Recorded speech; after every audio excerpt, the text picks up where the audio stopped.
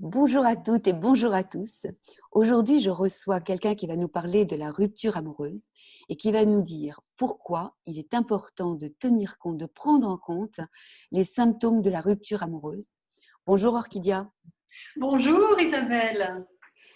Je suis ravie de te rencontrer. Je suis ravie aussi parce que tu vas nous parler du couple, de la rupture amoureuse qu'on considère beaucoup trop souvent comme quelque chose de finalement pas important, hein, un perdu, 10 de retrouver. Voilà. Est-ce que tu peux nous parler de toi déjà? Très bien, avec grand plaisir. Eh bien voilà, Orchidia, je suis alchimiste de cœur et j'aide la femme célibataire à retrouver l'amour et spécifiquement suite à cette rupture amoureuse qui effectivement peut générer beaucoup de dégâts. Donc j'en suis venue à cela. On va dire que j'ai un parcours de vie qui m'amène à dire qu'aujourd'hui je suis sur le seuil de ma quatrième vie. Donc, ma première vie, eh bien, j'ai travaillé comme chef de publicité dans l'automobile, le pharmaceutique jusqu'à mes 29 ans, l'âge où j'ai eu mon premier enfant, puis 31 ans le deuxième, donc je suis devenue maman. J'ai quitté le domaine professionnel rémunéré pour m'occuper d'eux et à un moment donné, j'ai ressenti le besoin de me remettre en selle à quelque part au niveau intellectuel. Du coup, je suis allée sur les bancs d'école à l'université de Genève. J'ai fait ce qu'on appelle les études genre, parce que j'avais déjà, on va dire, un grand intérêt pour les relations hommes-femmes. Et j'ai réalisé une recherche sur le thème de la créativité, où mon questionnement était qu'est-ce qui caractérise les personnalités les plus créatives? Et j'ai découvert que c'était celles qui avaient le mieux équilibré leur polarité féminine, masculine, cerveau droit, cerveau gauche, mental, émotionnel. C'est devenu un paramètre important de tout mon accompagnement, de tout ce que j'ai fait par la suite. C'est vraiment devenu une grille de lecture qui me permet aujourd'hui d'envisager l'accompagnement de ce point de vue de la dualité pour réamener de l'unité et de l'harmonie à l'intérieur de soi. Mais on pourra en parler de manière un peu plus développée, mais simplement pour dire que ça a été un moment charnière dans la découverte de tout ce que j'ai fait au niveau de l'amour, puisque j'ai également fait à ce moment-là une recherche sur le thème de l'amour. Et pour moi, l'amour, ben, ça nous parle d'unité. Et du coup, comment est-ce que je peux être plus créative pour amener aussi plus d'unité dans ma vie, plus d'harmonie? Et c'est ce que, effectivement, ça me permet effectivement d'accompagner les gens sur ce créneau-là et de leur apporter plus d'unité et d'harmonie dans leur vie. Suite à cette recherche, j'ai aussi créé donc Orchidia donc dans les années 2000. J'ai animé des ateliers d'expression pour développer la créativité, l'amour, enfin toutes ces dimensions-là. Le féminin, le masculin, la créativité et l'amour, ce sont les trois dimensions que je travaille depuis de nombreuses années. J'ai à ce moment-là aussi créé l'association Maison de l'amour dans les années 2006-2008. Et puis j'ai écrit 3 livres sur le thème de l'amour. Donc ça a été voilà, un cheminement autour de cette thématique qui est resté toujours. Et j'expliquerai aussi pourquoi, quel a été le point de départ de tout ça. 2003 à 2004, je me forme en coaching puisque j'avais accompagné des groupes et je me rends compte à quel point j'aime partager et j'aime aider à se développer les gens. Donc, je me forme en coaching, je valide mes compétences en tant que formatrice.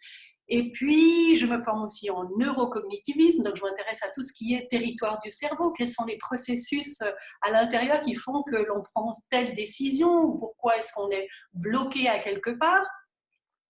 Je fais aussi de la formation et de la supervision sur tout ce qui touche à la confiance en soi, l'estime de soi. Et puis, la quatrième vie, on va dire, la charnière entre la troisième et la quatrième vie, c'est une question que je me pose et à tous nos auditeurs et nos auditrices qui nous entendent aujourd'hui, je vais la leur poser de manière comme ça, très spontanée.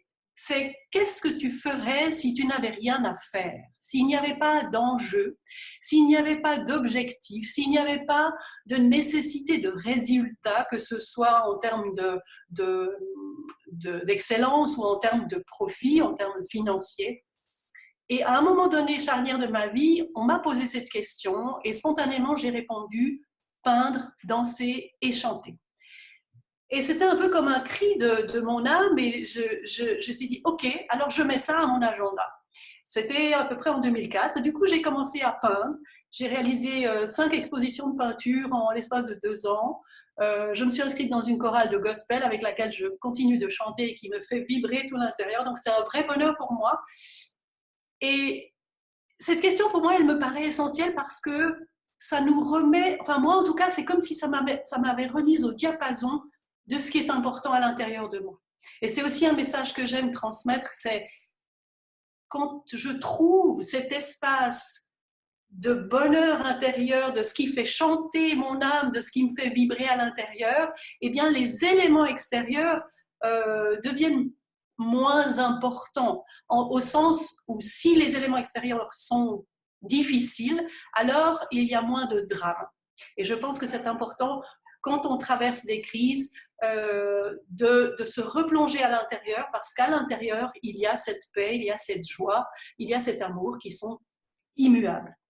Voilà, et je dirais que la quatrième vie, c'est celle que j'ai entrepris maintenant depuis 2 ans, où j'ai envie justement de laisser plus de place à ce qui est important pour moi, à savoir cette expression, cette vibrance à l'intérieur. Et du coup, j'ai repensé la manière dont je travaille. Et je me suis formée en web marketing et je propose donc depuis tout récemment des formations en ligne qui me permettent effectivement de dégager plus de temps pour réaliser les choses qui sont importantes pour moi. D'accord, donc tu as gagné du temps pour toi et en même temps, tu touches beaucoup plus de gens, beaucoup plus de personnes Exact. pour les aider. Parce que là, toi, j'ai bien compris donc, que tu étais à Genève, que tu accompagnes des gens qui Oui. sont des personnes, des femmes principalement qui sont dans un périmètre autour de Genève. Mais du coup, tu peux cibler beaucoup, enfin cibler, tu peux t'adresser à beaucoup plus de monde. En effet, en effet. C'est-à-dire qu'il n'y a plus de limites, il n'y a plus de frontières. Ouais. Bien sûr que par les moyens électroniques, je peux bien sûr accompagner des personnes de l'autre côté de la planète et je le fais déjà.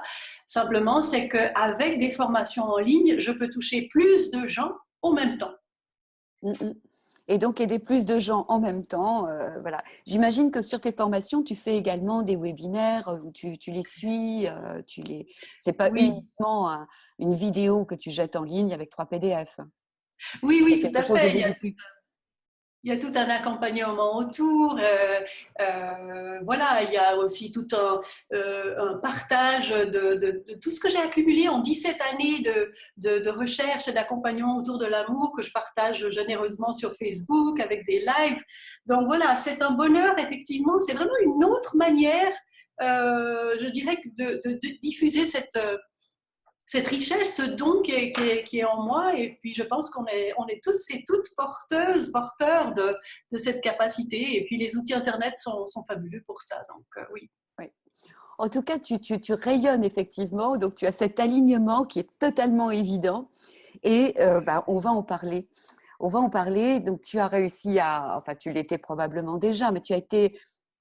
Dis-nous justement, est-ce que tu as toujours été aussi alignée ou est-ce que ça, c'est quelque chose que tu as travaillé avec les formations, avec des questionnements? Qu'est-ce que tu as fait pour être aussi bien dans ta peau et rayonner autant de bonheur?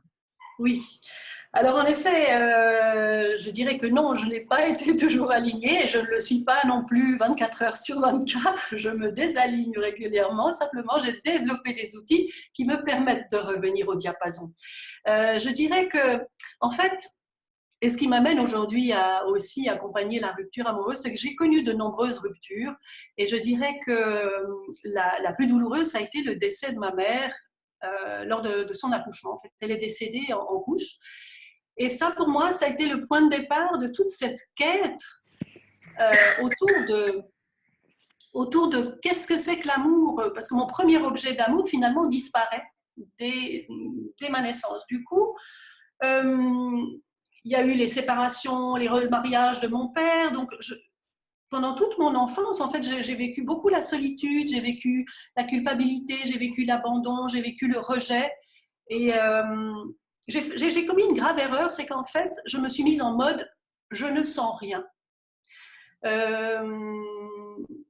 Et ça a été, comment dirais-je, ça a été une accumulation de souffrances que j'ai mise à l'intérieur du corps. Et bien ça a commencé à somatiser, c'est-à-dire que mon corps, j'avais des sinusites tout le temps, j'ai eu de l'eczéma. Et ça, c'est au moment où mon corps a commencé effectivement à se manifester à l'extérieur que j'ai commencé à réfléchir sur dire, mais qu'est-ce que je peux faire avec ça? Qu'est-ce que c'est en train de me raconter? Je dirais que c'est deux... Bon, je me suis intéressée déjà à l'âge de 20, 25 ans. Mes premiers livres de développement personnel, effectivement, c'était à ces alentours-là, donc ça fait déjà 25 ans en arrière.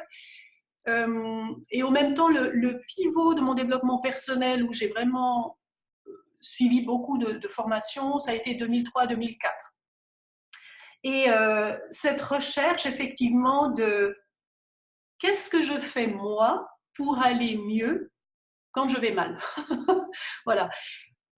Quand j'ai fait ma formation en 2003-2004 en PNL, il y a quelques postulats en programmation neurolinguistique, c'est qu'on est responsable de nos états intérieurs. L'état intérieur, c'est ce que je vis à l'intérieur, ça peut être du stress, ça peut être des pensées récurrentes. Et du coup, ça me donnait, comment dirais-je, l'évidence que je pouvais faire quelque chose à l'intérieur, que je pouvais maîtriser mes pensées et du coup mes émotions et du coup ma physiologie aussi. Voilà, donc je dirais que c'est vraiment ça qui a été le moteur. Et comme j'ai continué à vivre des séparations, eh bien, chaque fois, j'affinais, si tu veux, j'arrivais à de moins en moins souffrir. Voilà. D'accord. À moins en moins souffrir, en tout cas de moins en moins longtemps, parce que tu retrouvais, et de moins en moins longtemps, parce que tu retrouvais ton état interne et que ton bonheur, en fait, dépend aussi de toi et des pensées. Donc, est-ce que tu veux dire que soit on ressasse ad vitam aeternam les mêmes pensées tristes qui plombent une journée, ou est-ce qu'à un moment donné, on va chercher à l'intérieur de soi la force qui va nous permettre de nous relever? Oui, oui, tout à fait. Et je crois que ça a été cette question que j'ai posée tout à l'heure, c'est quand je me suis donnée à réaliser ce que j'aime vraiment. Peindre, danser et chanter, c'est rien de mirobolant, c'est très simple, on va dire. Mais quand je me suis autorisée à faire ce qui m'amène de la joie, et c'est vrai que c'est un vrai bonheur.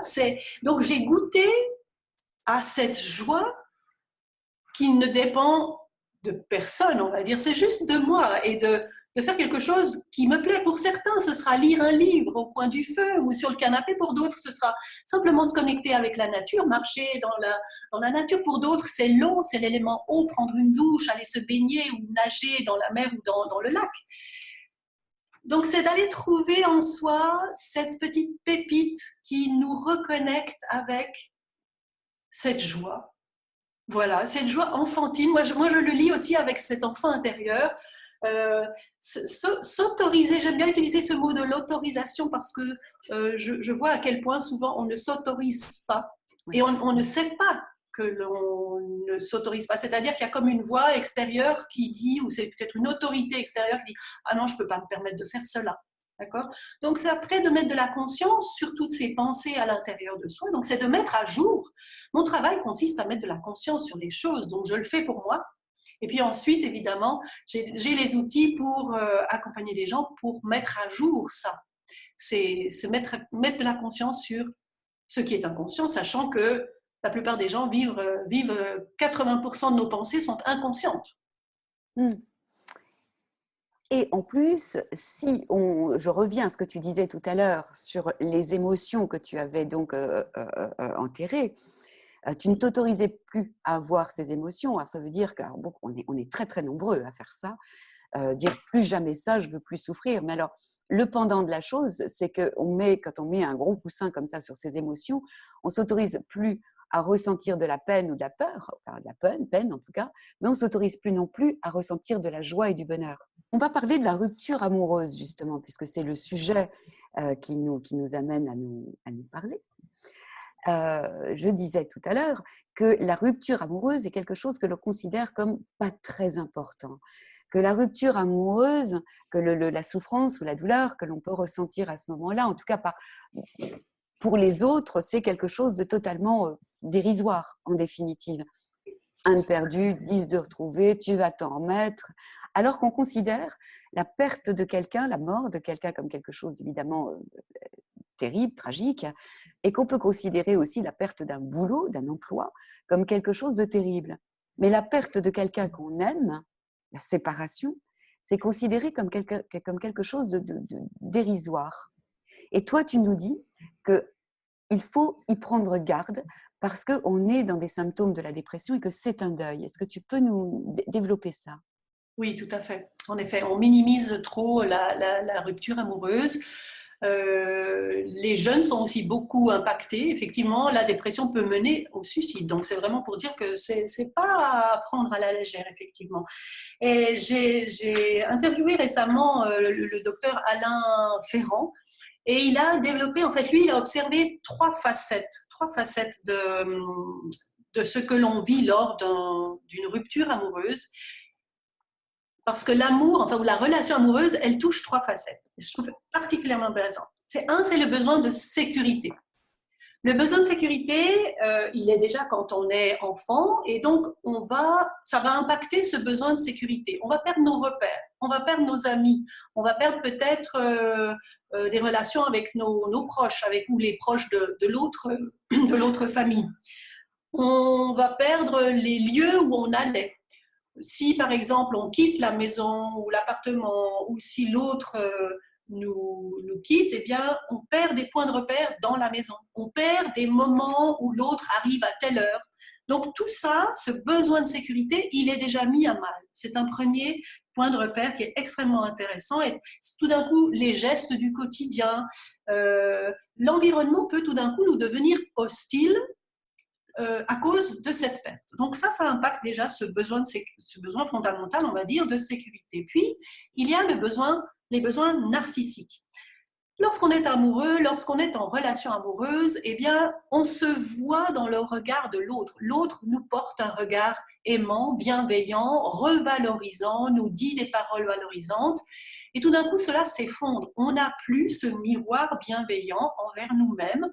Et du coup, nos besoins narcissiques, eh bien, s'effondrent aussi parce que on va construire dans la relation à l'autre notre estime de nous-mêmes, puisque je me trouve belle dans le regard de l'autre. Et tout d'un coup, l'autre n'est plus là. Et je n'ai plus personne pour me dire que je suis belle et désirable. Et du coup, ces besoins fondamentaux narcissiques vont également s'effondrer. Donc, il y a un impact effectivement sur l'estime de soi et la confiance en soi. Tout d'un coup, on peut se dire, mais je ne vaux rien, jamais plus je vais ne retrouver quelqu'un. Donc, effectivement, c'est un vrai effondrement de la personnalité au niveau psychique, émotionnel, à plein de niveaux. Et puis, il y a une troisième facette que sont les besoins sexuels, c'est-à-dire les besoins de toucher, les besoins d'être contenu, les besoins d'être rassuré, les besoins de tisser du lien, qui effectivement va jouer sur le niveau hormonal, sur les ocytocines, sur tout le cocktail d'hormones, de la dopamine, qui crée du lien, qui renforce le désir, le plaisir, toutes ces sensations tactiles et relationnelles qui sont impactées aussi. Donc c'est juste énorme. Et oui, c'est juste énorme parce qu'en fait, tu nous parles des besoins fondamentaux aussi. Si on prend la pyramide, on est bien dans les besoins fondamentaux. La sécurité, les désirs physiologiques, les besoins sexuels, le besoin narcissique vont être un petit peu plus haut. Mais donc, ça veut dire que tout s'effondre. Que tout s'effondre juste parce que, enfin juste, entre guillemets, parce qu'une personne est partie, mais ça a des impacts un petit peu partout. Donc la personne va le vivre de manière très douloureuse. Oui. Et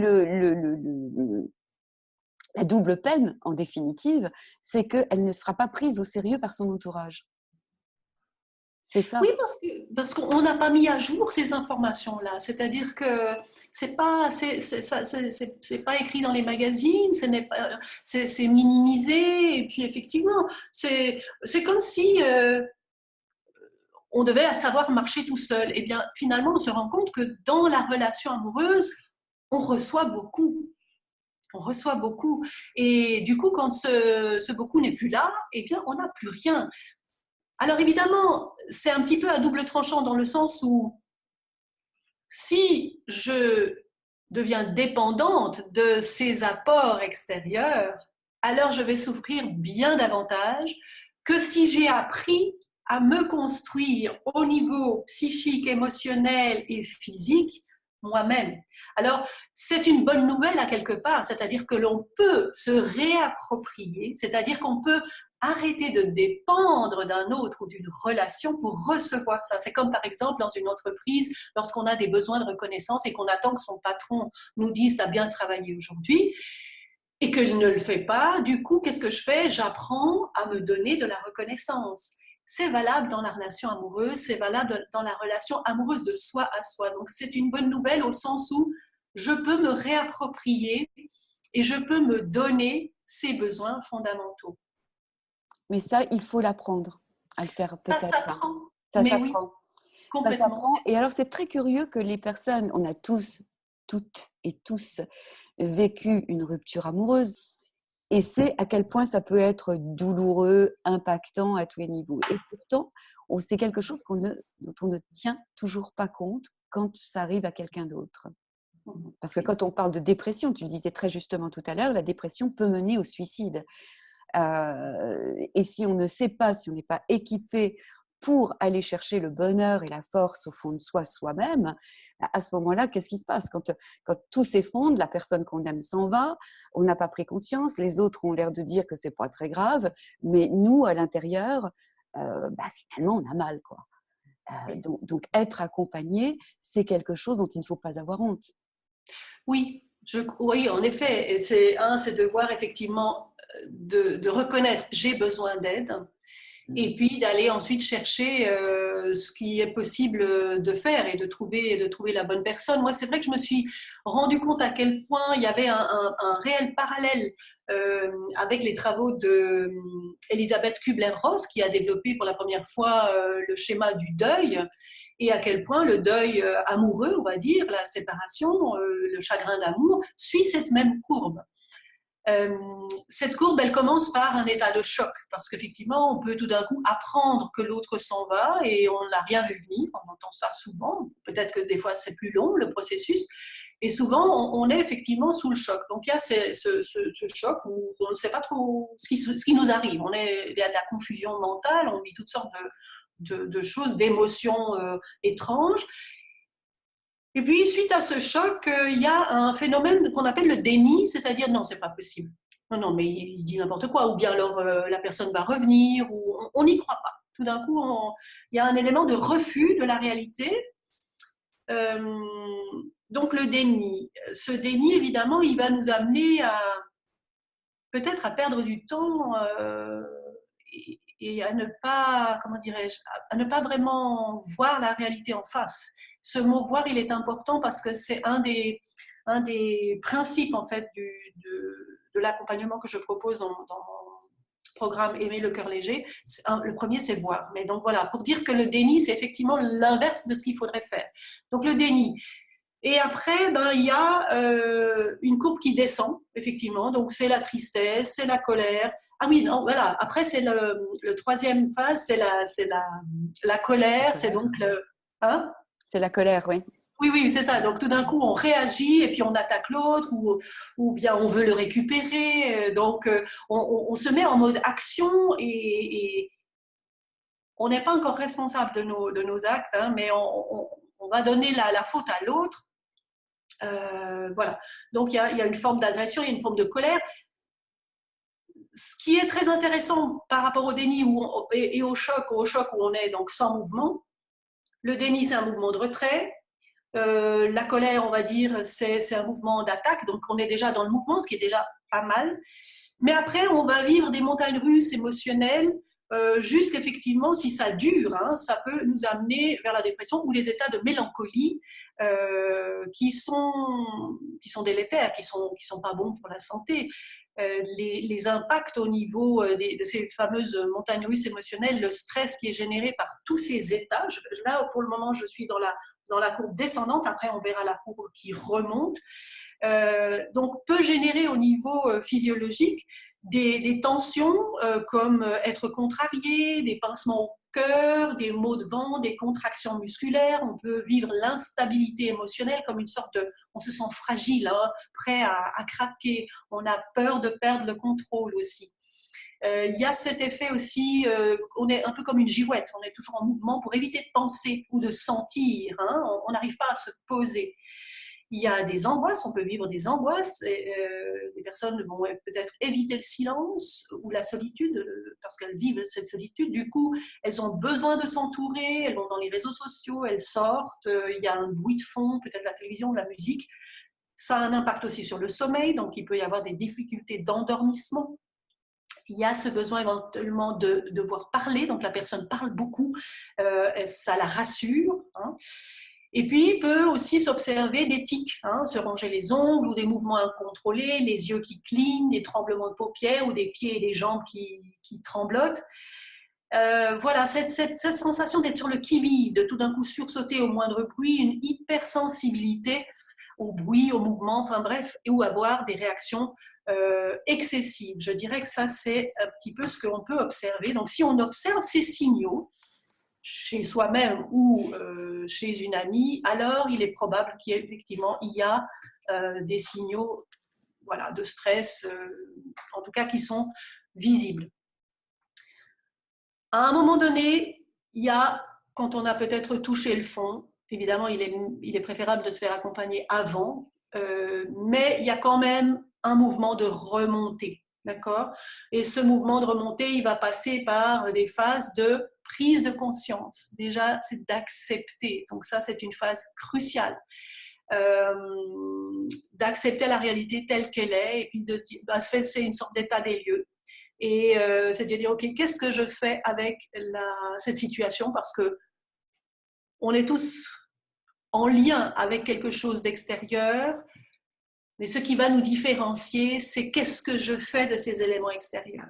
Donc, il y a la phase d'acceptation, puis ensuite, il y a la phase de pardon, hein, et puis il y a la phase de libération, où effectivement, je peux me libérer de l'expérience. J'en ai fait l'apprentissage, j'ai récolté, on va dire, les pépites de tous ces drames, de toute cette crise, hein, puisque le mot crise, c'est une chrysalide, donc c'est vraiment, il y a quelque chose de l'ordre de la transformation, et qui, je crois que c'est en chinois, où le mot crise est aussi le mot pour dire opportunité, n'est-ce pas? Oui, tout à fait. Voilà, donc c'est de vivre le deuil en conscience, et puis de savoir qu'au bout, il y a un cadeau, et d'être capable effectivement d'avoir cette capacité de prendre un tout petit peu de recul par rapport au drame intérieur, et ça, de nouveau, ça s'apprend effectivement. Et si on peut être accompagné, bien c'est mieux. C'est toujours mieux, effectivement, ça fait moins mal, on va plus vite. Et alors, quand on est accompagné, en tout cas dans ta formation, est-ce que tu amènes aussi la personne à prendre conscience bon, oui, la réponse est oui, mais à ne pas refaire les mêmes erreurs, à ne pas être dans la répétition, parce qu'on vit aussi le schéma de la répétition. Oui, en effet. Alors, je dirais que ça, c'est important effectivement de mettre de la conscience sur les choses parce qu'on va se rendre compte que peut-être on a commis des erreurs. Ça, c'est jamais forcément agréable hein, de se dire que j'ai ma part de responsabilité dans ce qui s'est joué dans cette relation. Et du coup, qu'est-ce que j'en fais? Je peux effectivement parler des 5 principes, on va dire, de ce module aimer le cœur léger, mais ces 5 principes, c'est vraiment la quintessence de toutes ces observations, ces recherches et ces accompagnements que j'ai fait pendant 17 ans. Je me suis rendu compte qu'il y avait une constante que j'ai appliquée pour moi-même aussi dans cette capacité à finalement aller mieux. Première phase, c'est de voir. Voir au sens mettre de la conscience sur les choses, donc voir. Ensuite, il y a sentir, c'est-à-dire d'être capable d'aller dans l'émotionnel, ce que je n'avais pas fait quand j'étais enfant. Je m'étais complètement coupée de mes émotions. Du coup, quand je fais cette phase de sentir, je me mets en contact. Je passe, on va dire, du schéma cognitif, mental, au niveau de mon corps, au niveau de ce qui se joue à l'intérieur. Donc, je sors des pensées qui sont très fluctuantes qui peuvent m'amener de la confusion, à quelque chose qui est plus tranquille au niveau du corps. Donc ça, c'est la deuxième phase, c'est la phase de sentir. Il y a la phase de libérer où on va travailler sur l'estime de soi, de se reconstruire en termes d'estime de soi. Qu'est-ce qui est bon chez moi, qu'est-ce que je vaux, me redonner de la valeur, retravailler sur mon système de valeurs aussi. Donc c'est de transformer tout ça. Et ça aussi, je le fais avec une manière, c'est de se reconnecter aux archétypes du féminin sacré. Dans la formation, il y a aussi deux magnifiques conférences, web-conférences sur ce sujet-là. La quatrième phase, c'est une phase de se reconnecter au désir. C'est-à-dire, c'est oser rêver à nouveau, au sens où je me reprogramme, qu'est-ce qui est le bonheur pour moi, qu'est-ce que je veux vivre dans ma prochaine relation. Et ça va se faire au travers des 5 sens. C'est comment je vois, comment j'entends, comment je goûte, comment je sens, comment je touche. Et donc, je vais reprogrammer mon avenir. Donc, je me réapproprie ma compétence de créatrice, de créateur, pour remodeler la vie, puisque à chaque instant, je suis capable de créer mon futur. Et donc, c'est un pivot extraordinaire pour finalement créer quelque chose de mieux cette fois. Et puis, je ferai encore des nouveaux apprentissages, évidemment. Et puis, évidemment, la 5e phase, qui est la phase de célébration, qui est importante aussi, c'est comment je me connecte à la gratitude. Et c'est cette phase clé aussi où je me connecte à mon cœur. Parce que j'ai commencé on va dire, à mettre la focale sur le cognitif, sur mon mental, puis sur les émotions au niveau de mon bas-ventre, c'est qu'est-ce que je peux aller voir mes peurs. Ça, c'était dans la 2e phase, c'est-à-dire que je passe de la peur d'aimer au courage d'aimer. Si je ne vais pas aller visiter mes cœurs, mes cœurs, lapsus, Très joli. Si je ne vais pas aller visiter mes peurs, je ne peux pas voir l'autre facette de la peur, c'est-à-dire le désir. Je ne peux pas m'y connecter si je ne libère pas cette dimension-là. Et donc, la célébration, c'est au niveau de mon cœur, c'est effectivement de pouvoir ouvrir cette dimension-là et de dire, mais waouh, finalement, c'est déjà extraordinaire tout ce que j'ai et je suis en gratitude, par rapport à ce qui va m'attendre, et aussi par mettre de la gratitude sur ce que j'ai vécu, même si ça a été douloureux. Voilà, donc ça, c'est vraiment cette intelligence du cœur qui va dans l'instant présent, mais aussi colorer mon passé et mon futur. Et ça, c'est une des clés essentielles. Est-ce que cette clé essentielle, est-ce que ces 5 clés, en définitive, permettent aussi de sortir, quand je parlais de schéma, donc c'est tout ce que tu viens de nous décrire est effectivement passionnant parce qu'on a bien toutes les dimensions de l'humain. Et est-ce qu'on arrive, pendant ta formation, à sortir des schémas qu'on s'est soi-même construits ? Tu sais, on a l'impression qu'on trouve que l'amoureux suivant est très, très différent du précédent, alors qu'en fait, c'est le même. Quand je dis c'est le même, il n'y a pas forcément la même couleur de cheveux, ni Dieu, etc. Mais on va rechercher la même chose et on se remet dans la même situation, dans la même position d'un truc qui ne va pas marcher. Tout à fait intéressant cette question parce que dans la formation, effectivement, il y a des exercices qui permettent de savoir de quoi j'ai besoin pour me sentir aimée. Si je n'ai pas mis à jour ça au préalable, il est probable que je vais chercher ou attirer inconsciemment un partenaire similaire. On dit souvent que dans la première relation amoureuse, on répare quelque chose de l'ordre de notre enfance dans le schéma parental. Effectivement, ça peut durer toute une vie de rejouer le même schéma de réparation de nos histoires passées. Donc, tout ce qui peut m'amener à mettre de la conscience sur ces schémas me permettent de décider de changer ça. Et effectivement, dans la formation, il y a différents documents, des documents à remplir qui vont m'amener à mettre plus de conscience sur mon propre schéma. Évidemment, il y a aussi le forum à l'intérieur de la formation où je peux répondre à des questions. Donc, je fais aussi des lives. Donc, du coup, il y a vraiment une interaction et il y a un enrichissement mutuel avec les expériences de chacune, généralement c'est plutôt des femmes, mais s'il y avait un homme dans la formation, ça pourrait être possible aussi. Et sur le groupe Facebook où il y a des interactions entre les membres. Est-ce que j'ai répondu à ta question? Tu as parfaitement répondu à la question. Et effectivement, la répétition est un schéma. Enfin, la répétition est quelque chose qu'on voit revenir. Voilà. Tu accueilles des hommes donc dans ta formation. Tu t'adresses aux femmes, mais tu viens de dire que les hommes sont les bienvenus, ou est-ce que le féminin sacré, c'est quand même très féminin? Oui, maintenant il y a dans une des interviews, c'est féminin sacré et masculin sacré, puisque c'était une interview qu'on a faite à deux avec Mathieu Christol, qui est un spécialiste du féminin sacré et aussi du masculin sacré. Je n'ai pas envie d'exclure les hommes, pas du tout. C'est pourquoi effectivement je laisse ouvert à des hommes qui auraient cette sensibilité de se remettre en question suite à une rupture amoureuse. Simplement maintenant, évidemment, j'aime communiquer au féminin.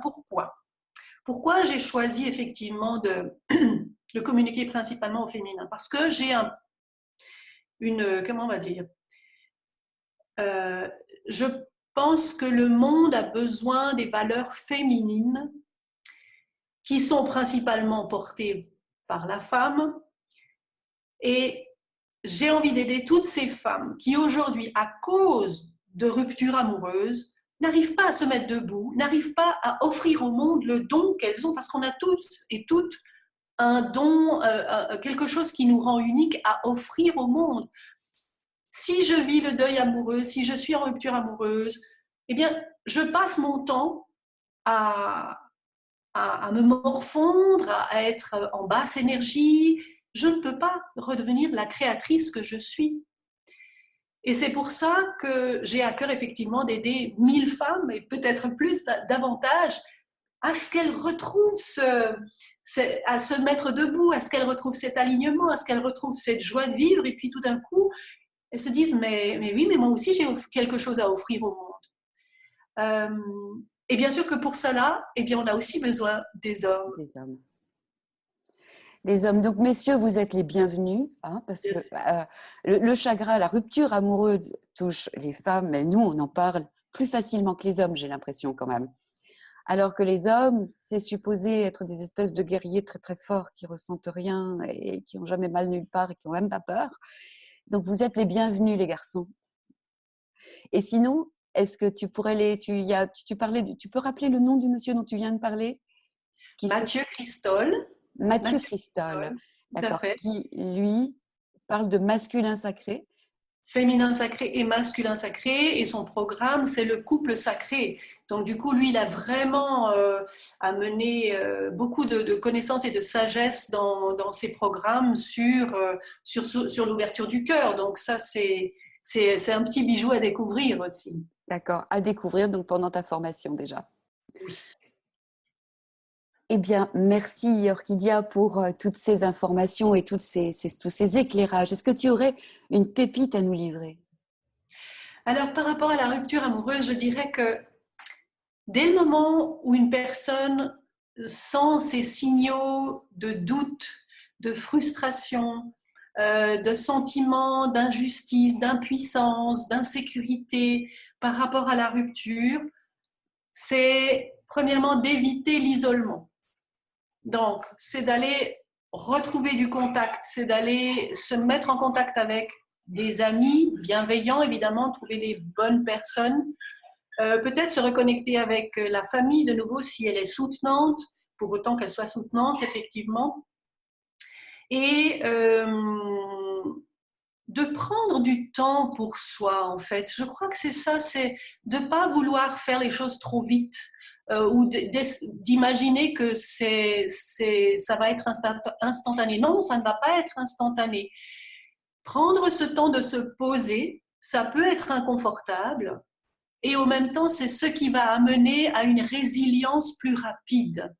Le but n'est pas de ne pas faire le processus, parce que le processus, comme la chrysalide, le papillon, il y a un processus.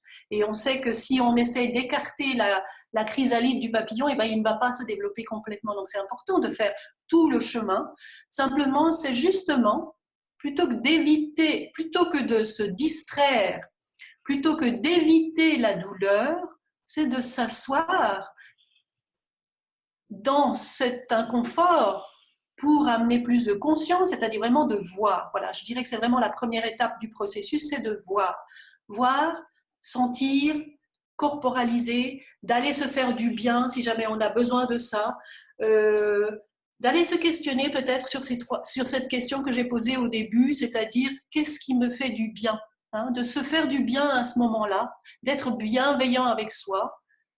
Et puis, parce que si je commence à voir, j'amène de la clarté dans mon mental, je vais éviter de tourner en rond comme un petit hamster dans ma tête. Donc, de me poser, de respirer. Il y a toutes sortes de techniques de respiration, de méditation. C'est extrêmement bon. Moi, je peux voir à quel point ma journée est différente quand je me suis posée, même 10 minutes, un quart d'heure sur un canapé, simplement assise, le dos droit, à faire quelques respirations. Et quand je ne l'ai pas fait, quand j'ai tout de suite commencé à me mettre en action dans cette agitation. Donc, évitez l'agitation. Et je suis sûre que les réponses vont venir à vous. Vous allez trouver les bonnes personnes. Vous allez trouver le bon lien à cliquer, ce qui va correspondre à votre besoin du moment et qui va vous permettre de progresser, d'aller de l'avant, de rebondir suite à une rupture amoureuse. Et effectivement, c'est vraiment tout ce dont je vous souhaite. C'est vraiment de pouvoir rebondir avec bienveillance, un peu comme une gazelle, voilà, avec élégance, et puis de retomber sur vos pattes et puis d'aller de l'avant. Merci beaucoup Orchidia pour ces conseils et cet éclairage. Donc vous allez pouvoir retrouver Orchidia sur le lien qui s'affiche quelque part sur l'écran. Je retiens qu'il faut se donner de l'amour, se donner de la bienveillance, se donner de l'attention, oser s'autoriser à prendre du temps pour soi et à s'aimer soi. Et voilà. C'est ce que je retiens si je devais faire un résumé. Et ça, Orchidia, tu nous y aides merveilleusement bien par ton exemple. Merci. Merci beaucoup à tous. Et en quoi, voilà, je vais la refaire. Hein. C'était bien, c'était super. Ça va bien se passer après. Mais alors, moi, mes démarrages sont terribles.